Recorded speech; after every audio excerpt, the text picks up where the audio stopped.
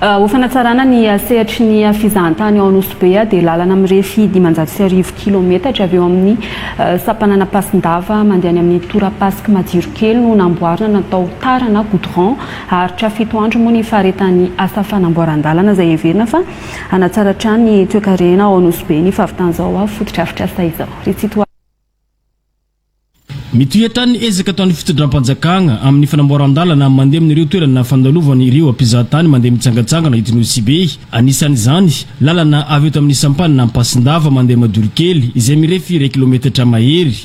Vita ny asa fanamboarana-dalana baka Ampasindava mandeha Madirokely aty. Madirokely izay tsika plage malaza aty Nosy Be. Mety mahatry herinandro eo 10 andro 7 andro eo zegny anaovandreo goudron aty. Finition izy io ary eto tsy haiko sy hagnano sorony fitondram-panjakana Nosy Be izay nanometsika projet PIC izay navoatsika fanamboaran-dalana. Tamin'ny alalan'ny tetikasan'ny no nafana namboatra ireo lalana eto Nosy Be. Ankehitriny tapitra ny fiampitoana ny tetikasan'ny eto an-toerana mankataka toy izany tompona ndraiky anivon'ny commune.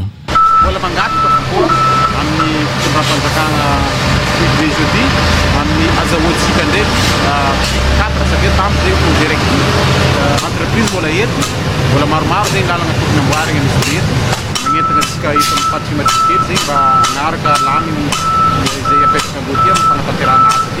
Mamaly filany vahoaka ato amin'ny boroborintany ny jamanjary fa vitany izao lalana izao eo amin'ny setra ny fizahantany sy ny fiamoivoizana.